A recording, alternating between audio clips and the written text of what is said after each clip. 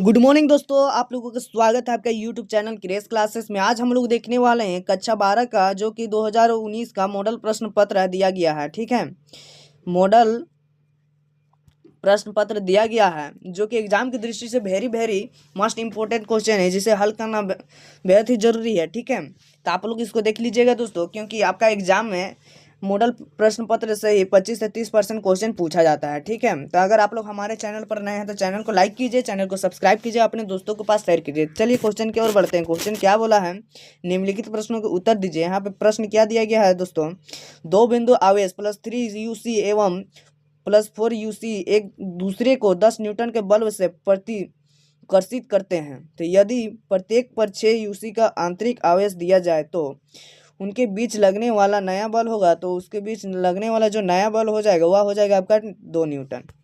अगला देखते हैं, लंबाई L तथा 2L की तांबे के दो तारों की त्रिज्या क्रमश R तथा 2R है, तो उसकी विशिष्ट प्रतिरोध का अनुपात होगा, तो उसका विशिष्ट प्रतिरोध का अनुपात होगा 1:1। अगला देखते हैं, प्रतिरोध R वाले एक समरूप तार जो N बराबर टुकड़ों में काटकर उन्हें समांतर क्रम में जोड़ दिया जाता है, तो संयोजन का समतुल्य प्रतिरोध होगा आपका, जो होगा समतुल्य प्रतिरोध वह हो जाएगा आपका ए नंबर करेक्ट आंसर। ठीक है, अगला प्रश्न देखते हैं जो कि आपका चौथा नंबर प्रश्न है।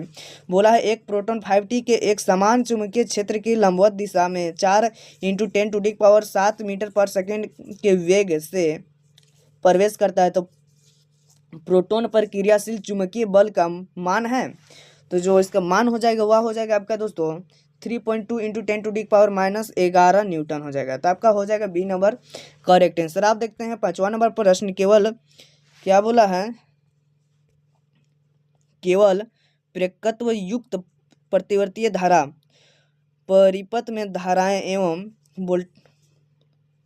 वोल्टता के बीच कलांतर होता है, तो क्या कहलाता है, यह आपका कहलाता है आपका, तो पांचवा का आपका करेक्ट आंसर हो जाएगा 90 डिग्री। ठीक है, अगला प्रश्न देखते हैं, क्या बोला है, यदि गामा किरण एक्स किरण एवं माइक्रो तरंग का निर्वात में चाल क्रमश कितना कितना है यहाँ पे दिया गया है। ठीक है, तो क्या हो जाएगा इसका करेक्ट आंसर, जो हो जाएगा पांचवा करेक्ट आंसर जो हो जाएगा दोस्तों सातवां नंबर आपका छठा नंबर प्रश्न दोस्तों, तो जो छठा करेक्ट आंसर हो जाएगा वह हो जाएगा आपका ए नंबर। ठीक है, अगला देखते हैं क्या है सातवां नंबर प्रश्न, प्रकाश तंतु किस सिद्धांत पर कार्य करते हैं, तो यह करता है प्रकाश का पूर्ण आंतरिक परिवर्तन पर। ठीक है, अगला देखते हैं जो कि आपका आठवां नंबर प्रश्न है। क्या बोला है, एक गोलीय दूरबीन में दो लेंसों की फोकस दूरी 0.3 मीटर और 0.5 मीटर है, तो सामान्य समनियोजन में दोनों लेंसों के बीच की दूरी क्या हो जाएगी, तो यह हो जाएगी आपका, तो आपका आठवां करेक्ट आंसर हो जाएगा 0.35 मीटर। ठीक है, अगला देखते हैं, निम्नलिखित में से कौन सी घटना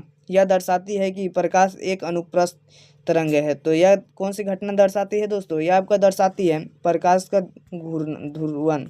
अगला देखते हैं 10वां नंबर प्रश्न, प्रकाश विद्युत प्रयोग में यदि आपतित प्रकाश की तीव्रता एक आवर्ती दोनों को दुगुने कर दिए जाए तो प्रकाश के विद्युत संतृप्त धाराएं का मान होगा, तो जो इसका मान होगा दोस्तों यह हो जाएगा आपका दुगुनी हो जाएगा। ठीक है, अगला देखते हैं 11 नंबर, हाइड्रोजन स्पेक्ट्रम की कौन सी श्रेणी विद्युत चुम्बकीय स्पेक्ट्रम के दृश्य भाग में पड़ती है, तो कौन सी भाग में पड़ती है, तो यह आपका पड़ती है दोस्तों बामर भाग में। अगला देखते हैं, हाइड्रोजन परमाणु के प्रथम कक्षा की त्रिज्या 5.3 × 10⁻11 मीटर है, तो दूसरी कक्षा की त्रिज्या होगी, तो यह हो जाएगी आपका 12 करेक्ट आंसर हो जाएगा आपका बी नंबर है ना, 2.12 एम्पियर। अगला देखते हैं 13 नंबर प्रश्न, क्या बोला है, निम्नलिखित में से किसकी वेधन क्षमता महत्तम है, तो आपका है गामा किरणें का। ठीक है, अगला देखते हैं, जब श्रीलंकन में इंडियम को अशुद्धि के रूप में टोपित किया जाता है तो परिणामी पदार्थ होता है, तो जो पदार्थ होता है दोस्तों यह क्या होता है आपका, यह होता है आपका पी प्रकाश का अर्धचालक। ठीक है, अगला देखते हैं, फोटोडायोड कार्य करता है, जो फोटोडायोड होता है दोस्तों, यह किस सिद्धांत पर कार्य करता है? यह कार्य करता है आपका पश्चिम वयस्क की स्थिति में। क्या? पश्चिम वयस्क की स्थिति में। अगला देखते हैं जो कि आपका सब्जेक्टिव प्रश्न दिया गया है। क्या बोला है? दूसरा नंबर सब्जेक्टिव प्रश्न जो कि एग्जाम की दृष्टि से very very most important question दिया गया है। क्या बोला है? विद्युत आवेश के संरक्षण एवं क्वांटीकरण के सिद्धांत को लिखिए। तो आवेश का संरक्षण इस सिद्धांत के अनुसार किसी विलयन निकाय मतलब कि आइसोलेटेड सिस्टम का कुल विद्युत आवेश हमेशा स्थिर रहता है। आवेश को ना तो उत्पन्न किया जा सकता है ना ही नष्ट किया जा सकता है। अगर आवेश को हम लोग ना ही उत्पन्न कर सकते हैं दोस्तों, ना ही हम लोग इसको समाप्त कर सकते हैं। ठीक है। आवेश का क्वांटीकरण, किसी भी वस्तु पर आवेश हमेशा इलेक्ट्रॉन के आवेश का एक पूर्ण गुणज होता है। ठीक है, जिसका सूत्र होता है आपका Q बराबर प्लस नेगेटिव, जहाँ N बराबर 1 2 3 और E का मान होता है, इलेक्ट्रॉन होता है 1.6 इंटू 10⁻⁻90 कूलम। ठीक है। अगला देखते हैं तीसरा नंबर पर, टार्क की गणना कीजिए। तो टार्क की गणना कीजिए, यदि दिया गया है आप लोग के यहाँ पे दिया गया है। ठीक है, तो इसका समाधान कर दिया गया है, जो कि आपका आंसर आया है 1 इंटू 10⁻⁻4। ठीक है। अगला क्या है? 4 नंबर, किसी लेंस के आंतरिक प्रतिरोध को परिभाषित करें, दो कारकों का उल्लेख करें जिन पर यह निर्भर करता है। परिभाषा, सेल के अंदर उपस्थित विद्युत उपघटन द्वारा धारा के प्रभाव में डाली गई बाधा को सेल का आंतरिक प्रतिरोध कहते हैं। ठीक है। निर्भरता, ये किस में निर्भर रहता है? तो इलेक्ट्रोडों के बीच की दूरी पर रहता है और विद्युत अपघटनीय की सांद्रता पर रहता है। ठीक है। अगला प्रश्न क्या बोला है? अणु चुंबकीय पदार्थ क्या है? क्या बोला है? अणु चुंबकीय पदार्थ क्या है और चुंबकीय प्रवर्तित तापमान से के साथ किस प्रकार परिवर्तन होता है? तो अणु चुंबकीय पदार्थ वे पदार्थ जो बाहरी चुंबकीय क्षेत्र में रखे जाने पर क्षेत्र की दिशा में ही मालूमी रूप से चुंबकित हो जाते हैं और अनुचुंबकीय पदार्थ कहलाते हैं। ठीक है। जैसे में एल्युमिनियम और ऑक्सीजन। आगे देखते हैं तापमान का प्रभाव क्या होता है।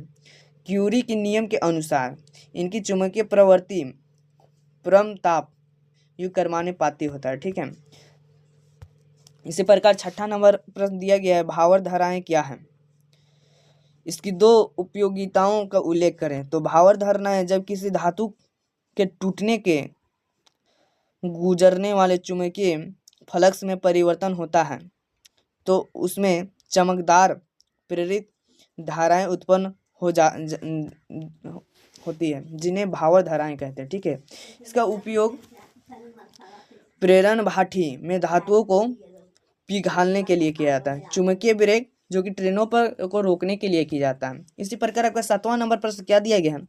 पराबैंगनी किरणों एवं माइक्रो तरंगे की दो उपयोगिताएं लिखें। ठीक है। तो पराबैंगनी किरण जिसे क्या कहते हैं कि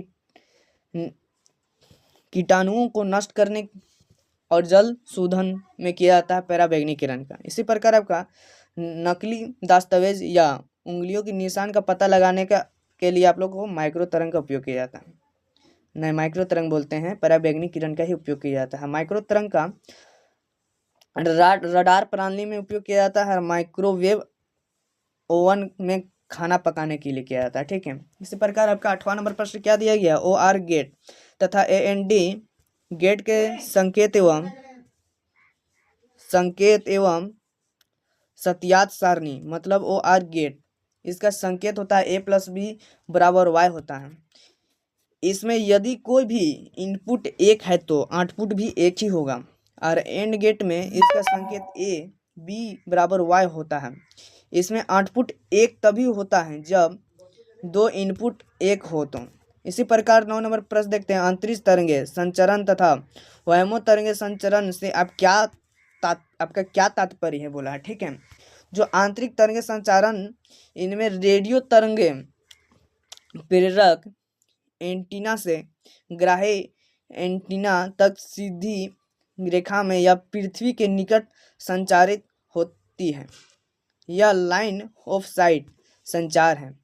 व्योम तरंगे संचार, इसमें रेडियो तरंगें पृथ्वी के वायुमंडल के आयन मंडल परत से टकराकर वापस पृथ्वी पर आती हैं। इसका उपयोग लंबी दूरी के संचार के लिए किया जाता है। ठीक है, इसी प्रकार आप लोग का अगला प्रश्न दिया गया है दोस्तों, समांतर पट्टिकाएं संधार क्या लिखा गया है, संधारित की धारिता का व्यंजक।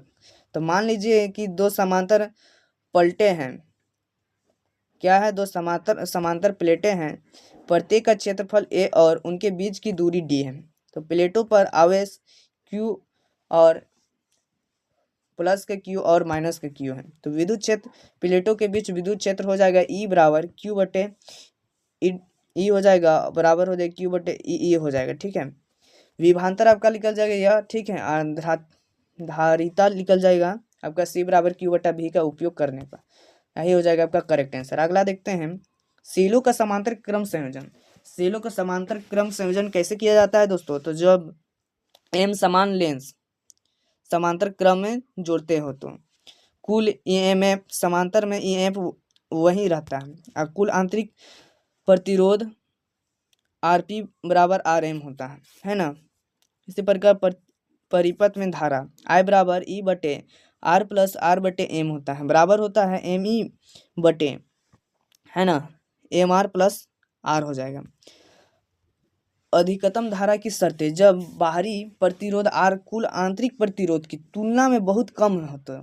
ठीक है, अब अगला प्रश्न आपका दिया गया है दोस्तों 12 नंबर प्रश्न। क्या बोला है, उत्तल दर्पण न्यूमेरिकल क्वेश्चन दिया गया है। उत्तल दर्पण से न्यूमेरिकल क्वेश्चन दिया गया है ना, देख लीजिएगा दोस्तों, आप लोग इसको हल कर लीजिएगा। ठीक है, हम लोग आगे बढ़ते हैं। क्या है, प्रकाश का ध्रुवण और ब्रूस्टर का नियम।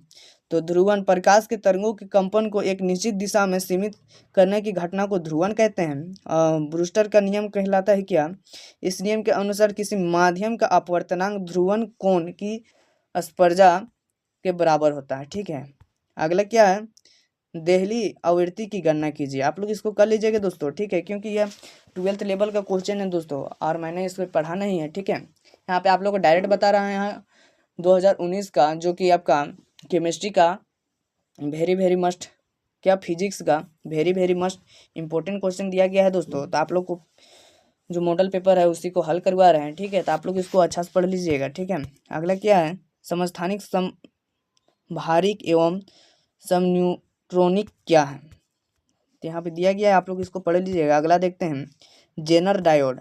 जेनर डायोड क्या होता है, जेनर डायोड एक विशेष रूप से निर्मित PN जंक्शन डायोड है जो पक्ष अभिन्नत में ब्रेकडाउन क्षेत्र में कार्य करता है। क्या, ब्रेकडाउन क्षेत्र में सिर्फ कार्य करता है। कार्य, जब इनपुट वोल्टेज बढ़ता है तो जेनर के माध्यम से धारा बढ़ जाती है, लेकिन इसके सिरों पर वोल्टेज स्थिर रहता है। इसे लोड के समांतर जोड़कर आउटपुट वोल्टेज को स्थिर रखा जाता है। अगला देखते हैं, संचार तंत्र के तत्व। तो इसके 3 प्रमुख तत्व होते हैं। क्या, कौन कौन होता है, प्रेरित, चैनल और अभिग्राही। तो हम लोग जानेंगे प्रेरित क्या होता है, संदेश सिग्नल को प्रसारित करने योग्य बनाता है। ठीक है, जो संदेश होता है उसको प्रसारित करने का योग बनाता है। वह माध्यम जिससे सिग्नल गुजरता है, ठीक है, तार या वायु। अब चैनल से सिग्नल प्राप्त कर उसे मूल रूप से बदल देता है। ठीक है, अभिग्राही। यही था आप लोग का 17 वेरी क्या था, वेरी मस्ट इम्पोर्टेंट क्वेश्चन, जो कि आप लोग का क्लास 12 का एग्जाम में होने वाला है, उसमें आप लोग को पूछा जाएगा। ठीक है, तो आप लोग इसको अच्छा से पढ़ लीजिएगा दोस्तों, है ना। फिर मिलेंगे इससे और इससे बेहतरीन टॉपिक्स था। जय हिंद, जय भारत।